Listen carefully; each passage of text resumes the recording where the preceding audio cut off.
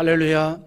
하나님의 큰 은혜가 우리 모든 성도들에게 함께하기를 주님의 이름으로 축원합니다. 세계 역사를 보면요,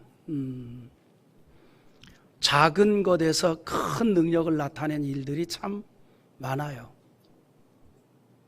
예를 든다면 어떤 그 혁명적 사건을 통해서 기존의 통치 체계를 바꾸어 버린 그런 일들도 거대한 집단이 일어나서 이루어진 게 아니라 작은 무리가, 그리고 작은 집단이 결집이 돼서 결과를 도출시킨 겁니다. 우리가 그 근세 세계 역사 중에 러시아나 중국의 역사가 그걸 우리에게 보여주었어요. 1906년에 러시아의 사회민주당 대회에서 두 파가 대립을 합니다. 레닌파와 플레하노프파가 대립을 합니다. 그래서 이 두 파가 대립을 하는데 일반적으로 생각할 때는 레닌파가 모든 걸 다 장악할 것처럼 보여졌어요. 왜냐하면 레닌파가 절대적 다수였거든요. 그래서 레닌파를 다수파라는 의미로 볼셰비키라고 이름을 붙였고, 플레하노파는 소수파라는 의미로 멘세비키라는 이름을 붙였습니다. 그런데 진행되는 과정에서는 전혀 다른 결과가 나왔어요.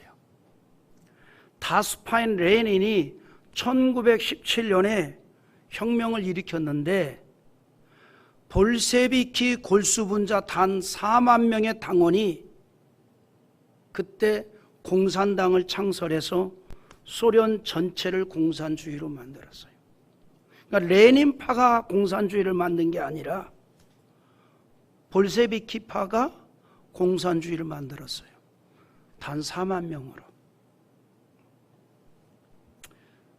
그래서 제1차 세계대전 중인 1917년 3월 8일에 혁명을 일으켜서 로마노프 왕조가 세운 제국이 무너지고 러시아 황제 니콜라이 2세가 폐위가 됐습니다. 러시아 제국이 멸망을 한 거예요. 여러분, 그때까지 러시아 제국이 어마어마했잖아요. 그래서 이후에 몇 년간의 혁명과 내전을 거쳐서 소비에트 연방 사회주의 국가를 세웠습니다. 4만 명의 당원이 1613년부터 1917년까지 304년 동안 러시아 제국을 통치했던 로마노프 왕조를 무너뜨려 버린 거예요. 그때 러시아 인구가 7천만 명이 넘습니다. 그 중에 단 4만 명이 304년에 그 왕조를 붕괴시켜 버린 거예요. 많은 인원을 가지고 그 일이 이루어진 게 아닙니다. 적은 소수 단 4만 명이면 여러분 퍼센트로 따지면요 대단히 작은 퍼센트예요. 중국도 마찬가지잖아요. 모태통이 1949년 공산 정권을 수립할 때 공산당원은 단 3만 명입니다. 그 3만 명으로 그 넓은 중국 땅 전체를 공산주의 정부로 만들었어요. 숫자가 문제가 아닙니다. 참여한 자들이 가지고 있는 의식이 중요하다는 거예요. 그래서 나온 말이 있습니다. 적극적인 소수가 소극적인 다수를 이길 수 있다. 이런 그 역사적인 배경과 경험이 한반도 바로 옆 나라에서 일어났기 때문에 이승만 대통령이 초대 대통령이 되면서 대한민국의 국시를 반공으로 한 거예요. 반공이 뭡니까?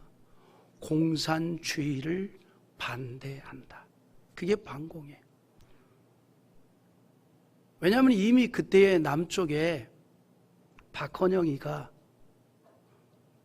남한 민주주의 이 공화국을 당을 하나 만들어서 움직이고 있었던 거거든요. 여러분, 이런 어떤 그 역사적인 일들을 가만히 놓고 보면 우리가 살아가는 이 세상은요, 결코 많은 숫자가 어떤 역사를 이루는 게 아니에요. 목적의식이 분명하고 참여의식이 확실한 소수가 어떤 역사를 이루어가는 겁니다. 아무런 목적의식이 없는 다수가 어떤 일을 이루는 게 결코 아니에요. 여러분, 그래서 기독교 신앙도 그러합니다. 흔히 우리가 이런 말들 하죠. 아우, 이단들은 왜 이렇게 극성이야? 여러분, 이단들이 그 확산되어 나가는 거 보면은 눈덩이가 불어나듯이 이렇게 불어나잖아요. 적극적인 소수의 이단이 소극적인 교회를 침투해서 마치 양을 채가는 매처럼 성도들을 이단으로 끌어가는 거예요. 근자의 한국교회를 흔들었던 이만희 집단도 마찬가지입니다. 그 이만희 집단이, 이만희 씨가 그 교단, 그 사이비 집단을 만들 때가 1983년도예요.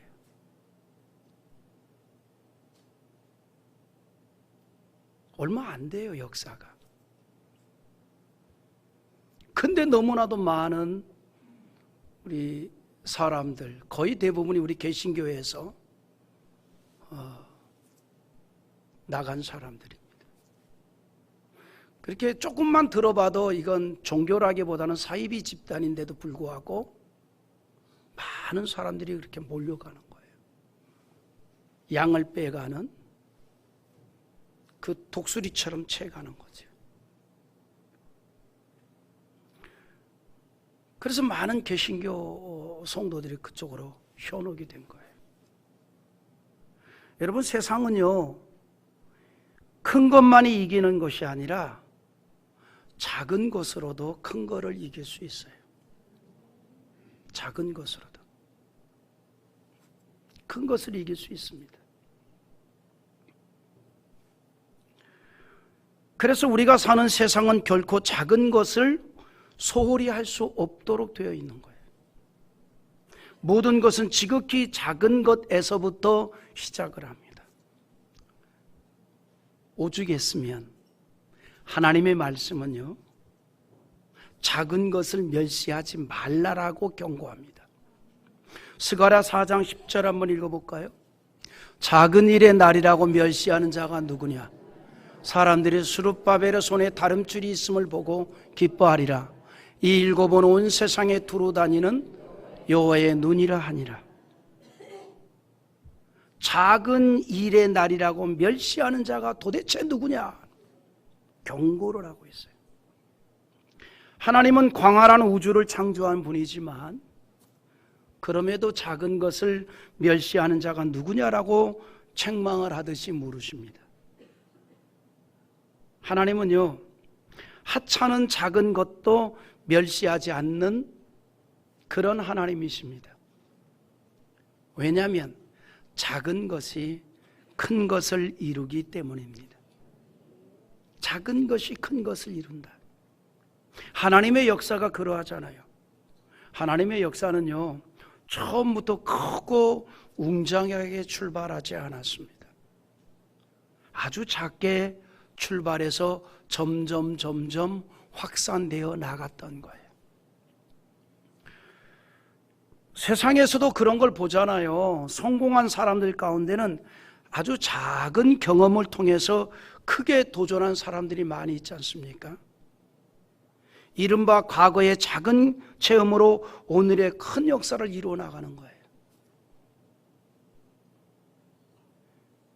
여러분, 음식점을 보더라도 아무런 경험도 없이 처음부터 크게 돈 많아가지고 예를 들어서 로또 당첨을 한 10번 됐다라든가, 아니면 부모가 물려준 유산을 받아가지고 처음부터 크게 음식점을 오픈한 사람 치고 흥하는 거 봤어요?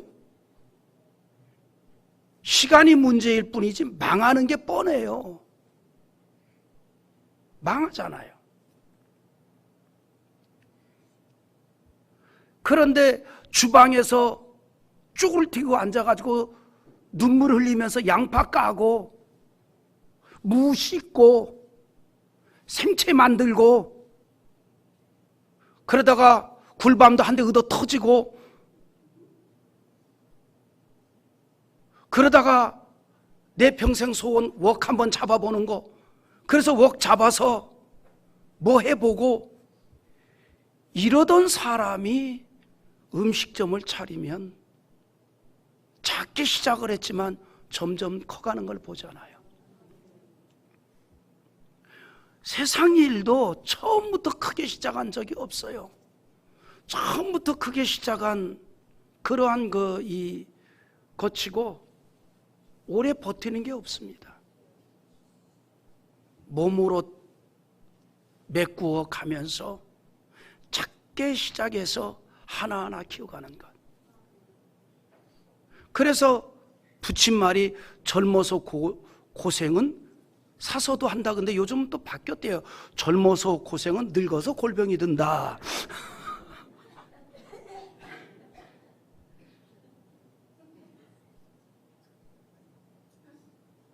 근데 젊어서 고생은 사서 한다는 게 뭐예요? 내가 어떤 일을 하려고 그러면 그 분야의 밑바닥부터 경험을 해가지고 몸으로 체득을 하는 경험을 쌓게 하라는 거 아닙니까? 응? 쌓게. 채소 가게를 하려면 먼저 채소 가게 직원으로 들어가서 채소 정리하는 것부터 배우고, 청소하는 것부터 배우고, 처음부터 아무것도 모르는 상태로 돈만 빵 가지고 한다 그래서 성공한 사례가 하나도 없어요.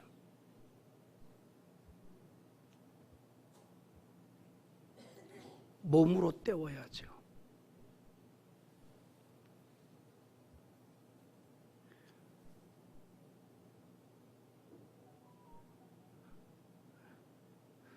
저기 5층에 이렇게 TV 뗐던 자리가 타일을 붙였는데 그게 보기 싫어서 타일을 사다가 제가 메꿨어요. 탁 해서 실리콘으로 바꿔서 메꿨어요. 그 예전에 있던 부목사님이, 목사님은 학교에서 근무해서 이런 걸 잘하는 것 같아요. 그래서 나 교육실장으로 있었어. 나 이런 거 안 해. 누가 대학의 교육실장이 이런 거래. 에? 직원들이 몇 명이고 내가 1년에 결제하는 돈이 얼마인데. 그냥 부딪히면 하는 거야. 그냥 부딪히면 하는 거야. 이것 때문에 업자 부르면 하루 일당 줘야 되잖아. 근데 꼭 혼자 안 와. 둘 데리고 오지. 그냥 갔다 그냥 하는 거야. 1시간이면 끝냈잖아. 몸으로 부딪히는 거예요. 세상에 성공한 사람들도 작은 경험을 쌓아서 큰 걸 만들어가는 겁니다. 이른바 과거의 작은 체험으로 오늘의 큰 역사를 이루어 나간다는 거죠. 작은 경험을 통해서 용기를 얻고 힘을 얻어서 더 큰 미래를 향해 용기 있게 나가는 겁니다. 오늘 본문의 다윗을 통해서도 그런 모습을 봅니다. 한때 이스라엘의 강대국 블레셋과 전쟁을 하게 됐죠. 이스라엘 군사들이 블레셋의 장수 골리앗의 그 엄청난 위용에 주눅이 들어서 싸울 용기를 다 잃어버렸어요. 전쟁을 치러야 될 군사들이 싸움도 하기 전에 기가 죽어서 어떤 군사들은 숨어버리고 어떤 군사는 도망을 가버렸습니다. 이와 같은 안타까운 상황에서 사울 왕은 골리앗을 이기는 자에게 3가지 포상을 약속했습니다. 구미가 담겨요. 첫째, 엄청난 재물을 주겠다. 돈을 많이 준다는 거예요. 둘째, 왕이 직접 자기의 딸을 부인으로 줘서 사위를 삼겠다는 겁니다. 셋째, 그의 부모도 크게 대접해 주겠다는 거예요. 골리앗만 물리치면 인생 역전이 이루어지는 겁니다. 요즘으로 말하면 골리앗만 쓰러뜨리면 대박이 나는 거예요. 대박. 하지만 호피는 탐이 나지만 호랑이가 겁이 나서 아무도 나서는 사람이 없습니다. 이때 어린 소년 다윗이 전쟁터에 나가 있는 형을 면회하러 왔다가 숨어있는 형들을 만납니다. 고양이 앞에 쥐 같은 신세의 이스라엘 군사들을 보게 됐습니다. 골리앗이 큰 소리로 이스라엘을 모욕하고 있었지만 그 소리를 들으면서도 아무도 그를 상대로 나서는 자가 없습니다. 이때 어린 소년 다윗의 마음에 막 의분이 생겼어요. 의분이. 그래서 그를 상대로 싸우겠다는 강력한 의지를 표명해서 그 뜻이 사울왕에까지 전달되었고, 사울왕이 누가 골리앗과 싸우겠다고 하느냐, 그를 내게 데리고 오라. 그래서 다윗이 사울왕과 첫 대면을 하게 된 겁니다. 사울왕이 3가지 약속을 하면서까지 골리앗을 상대할 자들을 찾았지만 아무도 나서지 않는 상황이었는데, 누군가가 골리앗과 싸우겠다는 자가 있습니다라고 하니까 사울이 얼마나 기뻤겠어요. 그래? 그런 용사가 나타났단 말이지. 내게 좀 데리고 와봐라. 근데 딱 본 순간 실망해버렸어요. 이건 마치 첫 선 보러 갔을 때 실망한 것과 똑같을 거예요. 선 보러 간 사람들 가운데 실망한 사람들도 있잖아요. 기대 가는 사람도 있겠지만. 예전에는요, 내가 들은 얘기예요. 나 꼬마 때 들은 얘기예요. 내 때가 아니고. 다방에서 선을 보잖아요. 그럼 다방에는 꼭 잿더리하고 팔각 성냥각이 있었대요. 근데 선 보러 나간 사람이 마음에 안 들면 하는 일이 뭐냐면 성냥 꺼내서 똑똑 분지르는 거예요. 똑똑 들은 얘기예요. 내 때가 아니고 나 어렸을 때 팔각 성냥만, 애꿎은 성냥만 다 분지르는 거예요. 마음에 안 든다 이거지.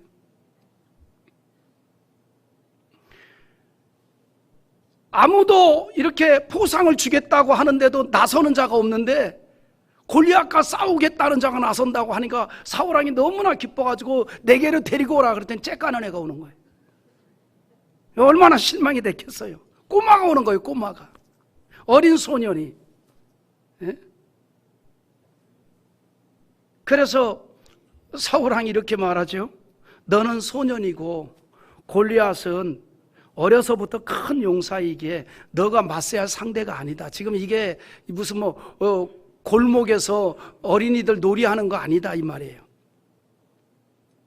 거절을 하죠. 집으로 돌아가라 그럽니다. 그때 다윗이 물러나지 않잖아요.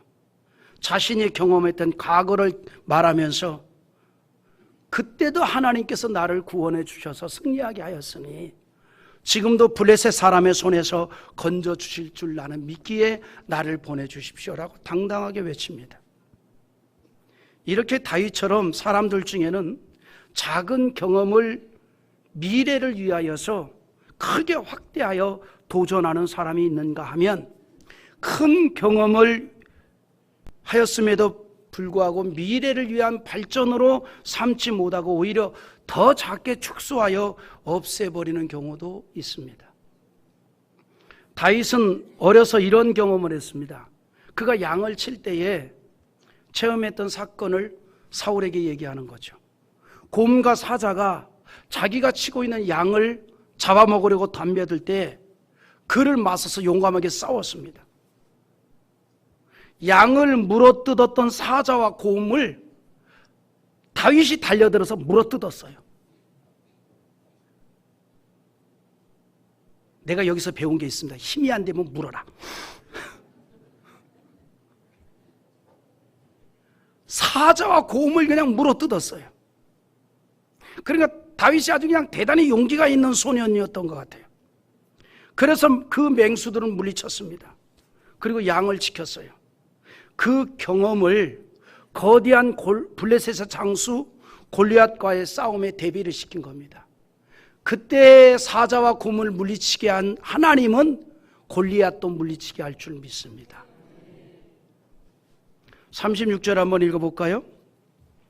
주의 종이 사자와 곰도 쳤은즉 살아계시는 하나님의 군대를 모여간 이 할례 받지 않은 블레셋 사람이리이까 그가 그 짐승의 하나와 같이 되리이다. 다윗은 사자와 곰을 물리치게 하였던 하나님의 역사를 경험하였고 그 하나님께서 함께 하신다면 능히 블레셋의 장수 골리앗을 물리치고 승리할 수 있다는 믿음을 가졌던 거예요. 이스라엘 병사들을 골리앗을 보았지만 다윗은 골리앗을 쓰러뜨리 그 하나님을 본 거예요. 이게 차이입니다. 우리가 살면서 문제를 봅니다. 그러나 우리는 문제만 보지 말고 그 위에 계신 하나님을 볼 수 있기를 바랍니다.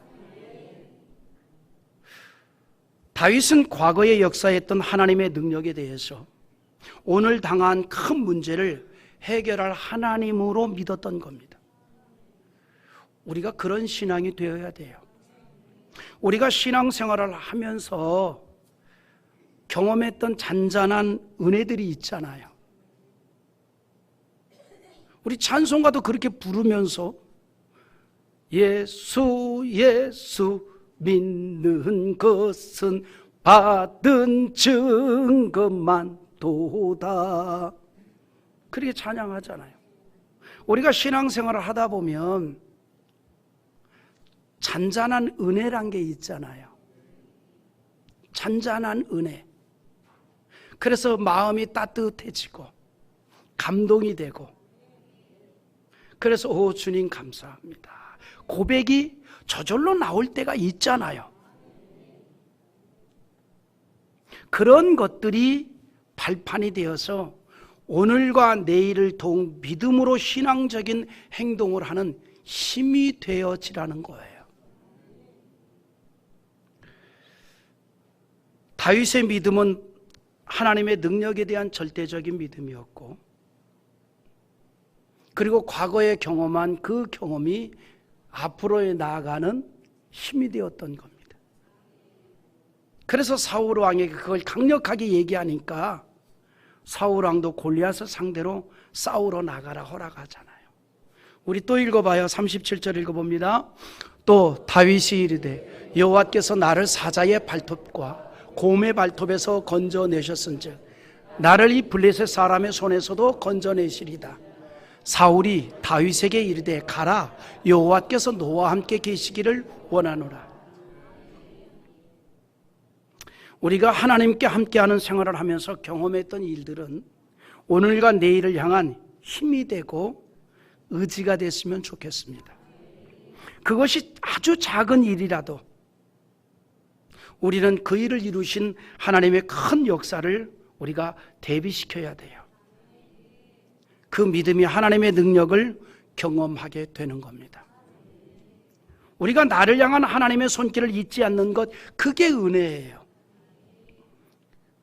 그것을 잊으니 불신앙이 되고 책망이 되는 거예요. 광야 행진을 하던 이스라엘이 그랬습니다. 이스라엘은 자주 자신들에게 나타내신 하나님이 하신 일들을 잊었어요. 가슴으로 간직하지 못했다는 겁니다. 이스라엘 백성들은 바다가 갈라지는 엄청난 기적도 보았고 마라의 쓴물을 단물로 만드는 그런 엄청난 하나님의 그 은혜를 경험했습니다. 그런데도 번번이 책망을 합니다. 이유가 뭘까요? 하나님의 은혜를 잊었기 때문입니다. 어제의 엄청난 은총을 잊었기 때문입니다. 놀라운 하나님의 은혜를 지워버린 거예요. 어제는 어제로 끝났다라고 생각한 겁니다. 그러니 오늘 만난 어떤 문제에 대해서 과거에 보여주신 하나님의 능력으로 대비를 시키지 못했던 겁니다. 그럴 만한 믿음이 없었어요. 그러니 오늘 문제를 만날 때마다 원망하고 불평을 할 수밖에 없었던 겁니다. 그러나 그 와중에도 모세는 어제의 경험을 오늘로 연결시키는 믿음의 사람이었습니다. 어제는 어제로 끝난 것이 아니라 어제는 오늘로 이어짐을 믿고 하나님의 말씀을 따라서 주의 명령 따라서 나무를 들어 마라의 쓴물에 던졌더니 쓴물이 단물로 변하는 기적을 체험했습니다. 여러분, 어제의 작은 체험으로 오늘 크게 도전하는 것, 이게 바로 산믿음입니다. 우리의 신앙이 그렇게 되기를 바랍니다. 어제의 체험을 미래의 큰 역사를 이룬 믿음의 근거로 삼자는 거예요. 그것이 아주 작은 일이라도 하나님이 하신 일이라면 우리는 오늘과 내일로 대비를 시키는 겁니다. 여러분, 모든 수는요, 일에서부터 시작하잖아요. 하나님의 역사도 작은 역사에부터 시작을 합니다.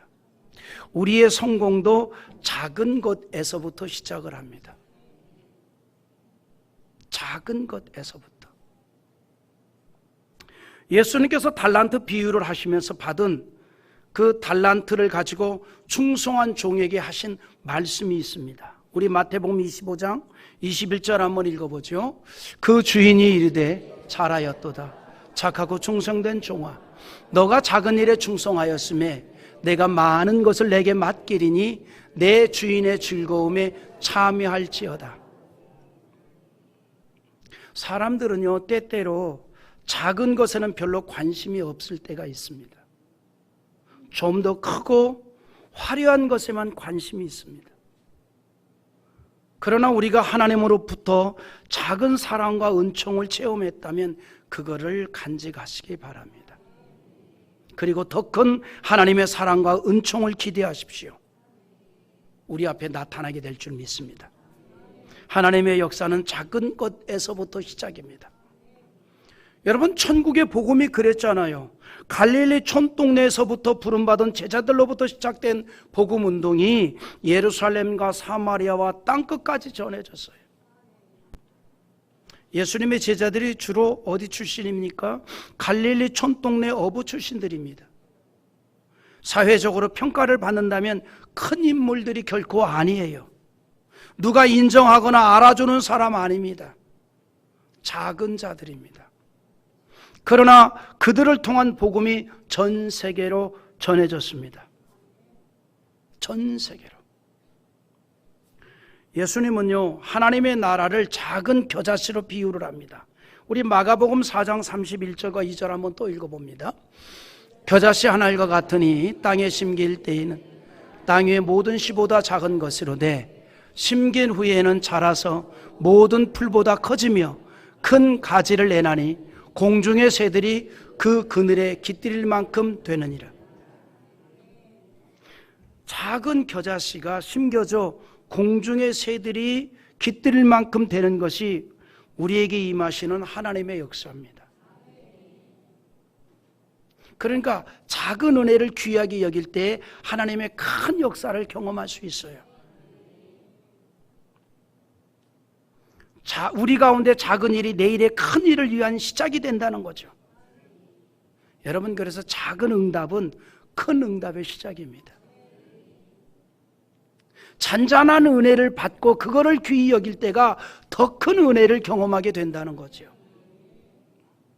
성경에 나타난 다윗의 생애를 보면요, 그가 대단히 많은 기도를 했던 사람입니다.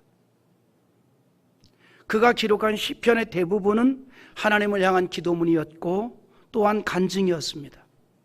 다윗은 어린 시절부터 성인이 될 때까지, 그리고 이스라엘의 왕에 오른 이후에도 정말 귀하게 시간을 만들어서 했던 일이 있습니다. 그게 뭐냐면 하나님께 기도하는 일입니다. 하나님의 은혜를 알았기 때문이에요. 하나님의 역사를 믿었기 때문입니다. 다윗은 기도를 통해서 하나님과 교통을 하였고, 당연히 하나님이 함께 하심에 대한 믿음으로 하나님을 적극적으로 신뢰했던 겁니다. 하나님이 함께 한다는 것에 대한 믿음이 있는 사람은요, 어떤 모습이냐면 무슨 일이든지 담대합니다. 용기가 생기는 거예요. 전능하신 하나님이 나와 함께 한다는 이 믿음이 나를 담대하게 만드는 거예요. 어떤 상황에서도 비굴하지 않게 만든다 이 말입니다. 여러분, 일반적인 세상의 사람들은 지갑이 두툼하면 어깨가 펴지고, 좀 지갑이 좀 썰렁썰렁하지만 어깨가 조금 이렇게 축 내려올 때가 있지요. 그러나 그런 물리적인 거와 상관없이 하나님이 함께 한다라고 하는 것을 우리가 가슴으로 믿는다면 우리는 항상 담대할 수밖에 없지요. 아멘입니까? 하나님의 능력을 우리가 알기 때문에. 다윗의 그런 평소의 신앙이 자신이 치던 양을 해치기 위해 달려드는 사자와 곰을 상대로 담대하게 싸울 수 있었고 물리칠 수 있었습니다. 바로 다윗이 사울왕에게 그 사건을 얘기하면서 앞에서도 말했듯이 다윗이 하나님의 능력으로 물리쳤다는 것을 강하게 얘기했습니다. 아마 모르긴 몰라도 다윗이 사자와 곰을 상대로 싸울 때도 기도하지 않았겠어요? 하나님, 내가 치는 이 양을 공격하는 저 사자와 곰을 물리칠 수 있는 능력을 주시옵소서. 그래서 시편에서 보여준 다윗의 기도의 삶을 보면 그는 작은 일도 기도하는 사람이었어요. 아주 작은 것까지도 하나님의 도움의 손길을 구하는 것, 그게 은혜예요. 그게 신지식입니다. 하나님을 의식하는 거라 이 말입니다. 누가 그랬대요. 어떤 어머니가 이빨 하나가 썩어서 치과에 가는 아들한테 그랬대. 야, 저 치과 갈 때 기도하고 가라. 그냥 가지 말고. 아들이 때 어머니 무슨 치과를 가는데 기도를 해요. 어머니가 할 말에, 야, 의사가 잘못해서 옆에 있는 이빨 뽑으면 어떡할 거야.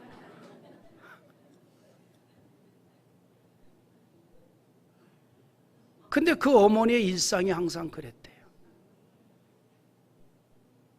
작은 것 하나도 기도하면서 하나님의 은총을 구했다 이 말이에요.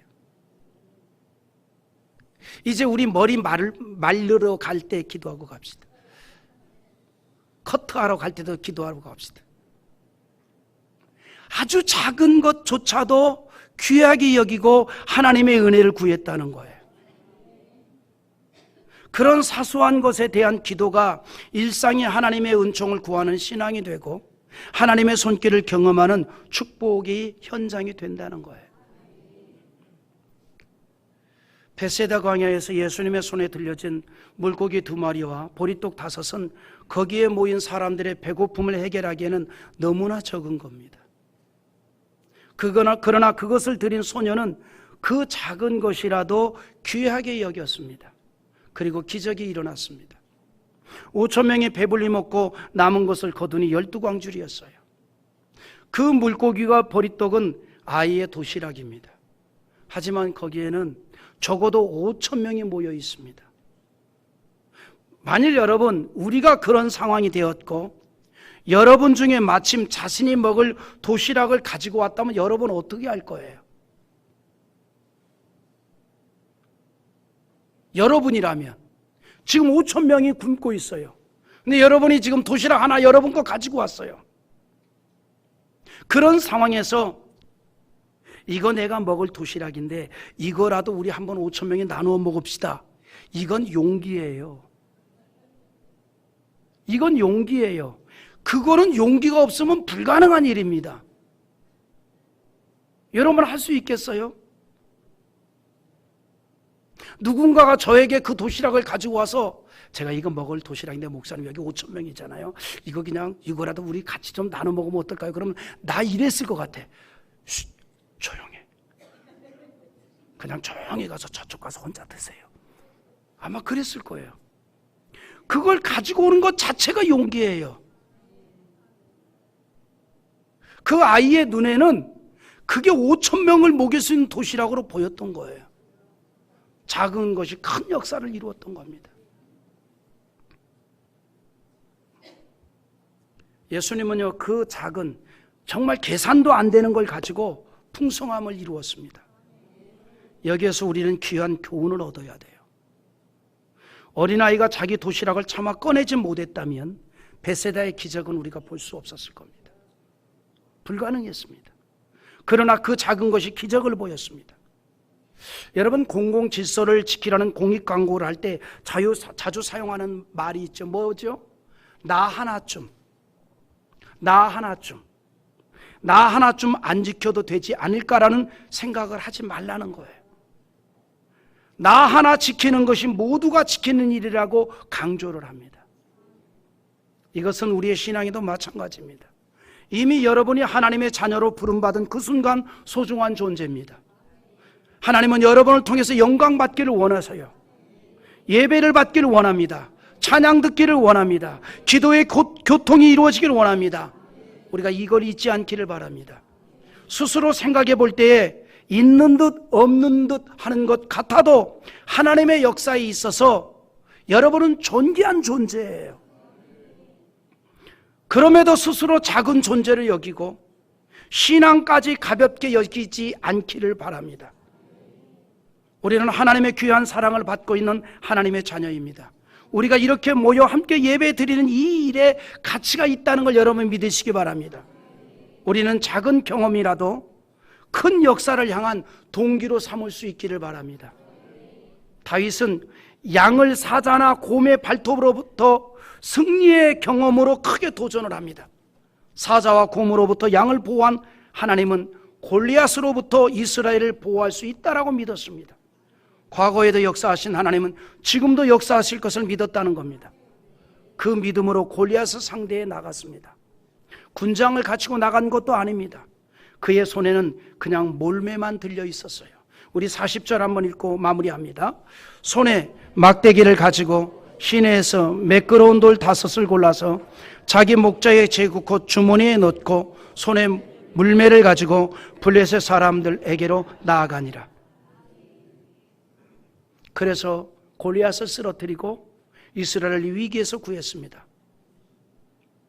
그는 과거에 있었던 체험으로 큰 역사를 이루었습니다. 여러분, 우리의 신앙적인 삶에는 아주 작은 체험을 하게 하시는 하나님의 은혜가 있습니다. 우리는 그 작은 체험을 간직하고 기억하면서 더 크게 역사하시는 하나님의 은혜를 믿고 신뢰하는 근거로 삼을 수 있기를 바랍니다. 그런 성도의 신앙과 인생이 내 앞에 서 있는 거대한 골리앗과 같은 문제의 산을 하나님의 능력의 은총으로 물리치는 체험을 하게 될 것이고, 여러분의 인생은 마치 정오에 떠오르는 태양처럼 하나님으로 말미암아서 밝은 낮과 같은 인생이 되어지리라 믿습니다.